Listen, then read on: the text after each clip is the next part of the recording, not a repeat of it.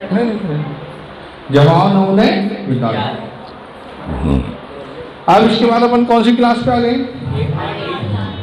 मतलब अपन 5वीं में अगर रहते हैं तो कौन सा इम्तिहान दे सकते हैं ये आपको मालूम हो गया, यानी 5वीं के साथ साथ जेएनवी का इम्तिहान दे सकते हैं। जेएनवी में क्या क्या खूबियाँ हैं, क्या क्या फैसिलिटीज़ हैं। एक और इम्पोर्टेंट फैसिलिटी है इसके अंदर जो मैं आपको बताता हूँ, माइग्रेट फैसिलिटी। क्या है? माइग्रेट फैसिलिटी है इसमें। अब माइग्रेट क्या होता है इनका? एक प्लेस छोड़ के दूसरी प्लेस जाना। एक वेरी गुड, शाबाश, ताली बजाओ गुड़िया के लिए। गुड बेटा। एक प्लेस छोड़कर दूसरी प्लेस पे जाना है, यानी एक जगह से दूसरी जगह जाना। एक छोटी सी मिसाल आपको बता देता हूँ जो आपकी समझ में आ जाएगी। बारिश के दिनों में जो नागझीरी घाट है, नागझीरी की तरफ कौन लोग रहते हैं? ताली बजा दो भाई डॉक्टर साहब के लिए। तो वहां पर जब बारिश होती है तो किनारों पर जिन लोगों के मकानात हैं उनको खाली करना पड़ता है, पता है आपको? है ना? तो वो खाली करके गवर्नमेंट क्या करती है, गवर्नमेंट के बिल्डिंग्स हैं, कुछ स्कूल्स हैं, हॉस्पिटल्स हैं, जहाँ बनी है वो उस फैमिली को वहाँ उठा के शिफ्ट कर देती है। तो एक जगह से उठकर दूसरी जगह जाना क्या कहलाता है? माइग्रेट। अब यहाँ माइग्रेट कैसा होता है, इस स्कूल में माइग्रेट कैसा होता है? वो उनका कोई तरीका है, पूरा अंदाजी करते हैं, जो भी उनका तरीका रहता है उस तरीके से एक क्लास सेलेक्ट करते हैं। एक क्लास पूरी लगभग 40 से 50 बच्चों की, और इन 40 से 50 बच्चों को दूसरे स्टेट की जेएनवी में भेज देते हैं। जैसा मान लो मराठी स्टेट है महाराष्ट्र, या उधर ईस्ट साइड वेस्ट बंगाल है, बंगाली स्टेट है ना, वेस्ट साइड गुजरात है, गुजराती स्टेट है, नॉर्थ साइड कश्मीर है, कश्मीरी स्टेट है। तो वहाँ पूरी क्लास को भेज देते हैं। और जो अगली क्लास मान लो वो 8वीं है, तो वो 8वीं क्लास को पूरी उठा के कहाँ भेज देते हैं? मान लो कश्मीर भेज दी। अब ये 8वीं क्लास यहाँ की लैंग्वेज तो पढ़ेगी जो मध्य प्रदेश की थी, एक लैंग्वेज और पढ़ेगी, वो उसका नाम है कश्मीरी।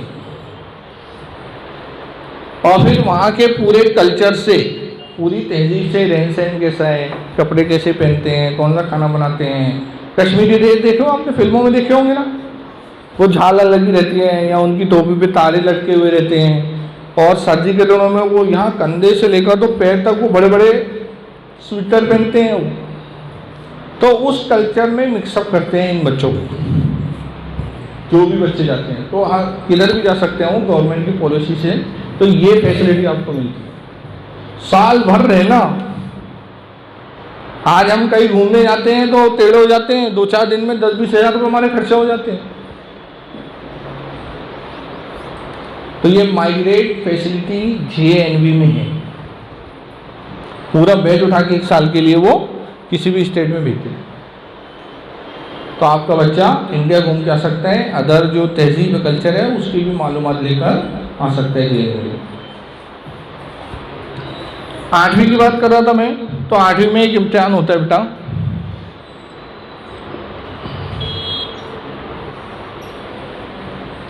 इसके अंदर भी वही कोर्स आता है जो 8वीं में आप पढ़ रहे हैं। ये सिर्फ 2 मीडियम में होता है, ये वाला सब मीडियम में होता है।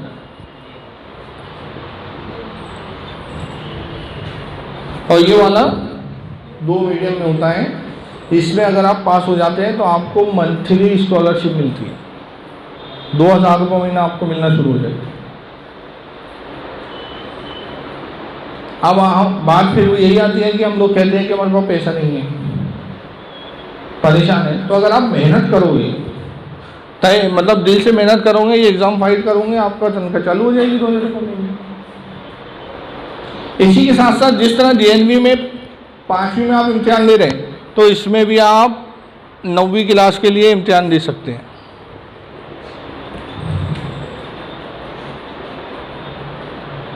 और इसी में आप 9वीं क्लास से बहुत सारे एंट्रेंस टेस्ट होता है। इसी में आप एक होता है एनडीए, 9 से भी होता है ये, जो उस दिन सर ने बताए थे, वाजिद अली सर आए थे ना। तो आप 8वीं में ये सोचो कि बहुत इंपॉर्टेंट क्लास में पहुंच गए हो, आप बहुत सारी चीज़ें 8वीं में लेके कर सकते हो, एग्जाम फाइट कर सकते हो। अभी उम्मीद ने भी 8वीं क्लास से कोचिंग शुरू करने का तय किया है। ये पिछले कैरियर उसमें इन्होंने बताए थे, बातचीत हो रही थी कि 8वीं से हमने सोचा है। बहुत अच्छा डिसीजन आप लोगों ने लिया है कि 8वीं से ही उसका बच्चे का बेसिक बनेगा। 8वीं वाले बच्चे आएंगे तो आप कम से कम 2-4 बच्चों को आपकी ओरिजिन से उसमें सबमिट करा दीजिए, ताकि आपको ये पता चले कि फॉर्म कैसा भरा जा रहा है, फीस क्या लग रही है, कोर्स क्या है। और सिर्फ एक बुक एनडीए की 8वीं लेवल बेस की, एक बुक जेएनवी की 8वीं लेवल बेस, एक बुक भी लिया तो जितना भी अपने से हो जाए तो इंशाल्लाह अपन उसमें कुछ ना कुछ तो कामयाब हो ही जाएंगे। अब इसके बाद होता है 8वीं के बाद आप 10वीं में आ जाओ। 10वीं बाद तो बहुत सारे काम है, बहुत सारी फील्ड आपकी चेंज हो। 10वीं के बाद के बस इम्पोर्टेंट मैं आपको बता देता हूँ कि अगर फीस के लिए आपको देना है तो एक एग्ज़ाम होता है NTSE, national talent search examination. ये इम्तिहान अगर आपने दिए तो आपको पर मंथ लगभग 4000 रुपये मिलेंगे, और ये सिर्फ 10वीं में नहीं मिलेंगे, ये आप 12वीं तक आपको मिलेंगे। और आगे कुछ और उसका कमिटमेंट है, वो आप उसकी रिक्वायरमेंट पूरी कर लेते हैं। जैसा 12वीं में 80% है या 85% है तो वो फिर कॉलेज तक चालू रहता है, आपके PG तक चालू रहता है। ये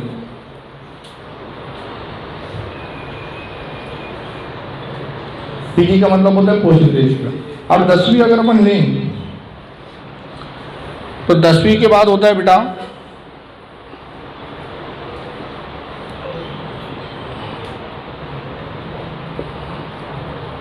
ITI। क्या होता है? 10वीं के बाद होता है पॉलीटेक्निक, जो टेक्निकल फील्ड्स हैं। फिर तो अपन ये जो रवायती जो अपने सब्जेक्ट हैं, जैसे कॉमर्स, आर्ट्स, बायो, मैथ्स, ये अपने कहलाते हैं रवायती सब्जेक्ट। हाँ इधर है। हाँ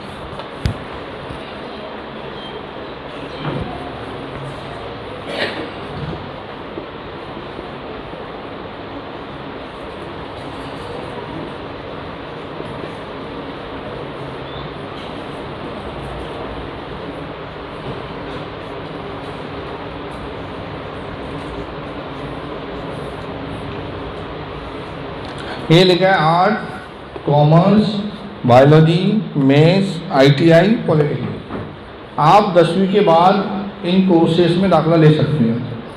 अभी फ़िलहाल ITI में दाखिले चालू है, आपको कहीं फॉर्म भरने नहीं जाना है। आपके एक भी बच्चा ऐसा नहीं है मेरे हिसाब से कि जिसके घर में एंड्रॉयड मोबाइल नहीं हो, हर बच्चे के घर में। और अगर किसी वजह से उस बच्चे के घर में नहीं है तो उसके चाचा बड़ब्बा के यहाँ ज़रूर है, उसकी खाला के यहाँ ज़रूर है। और सबसे करीबी रिश्ता खाला का होता है, नानी के यहाँ, मामू के यहाँ। मामू के पास तो है ही मोबाइल। तो आप सिर्फ गूगल है ना, गूगल में जाइए, ITI लिखिए, है ना, रजिस्ट्रेशन लिखिए, लिंक आ जाएगा, उस लिंक में आप रजिस्ट्रेशन कर दीजिए।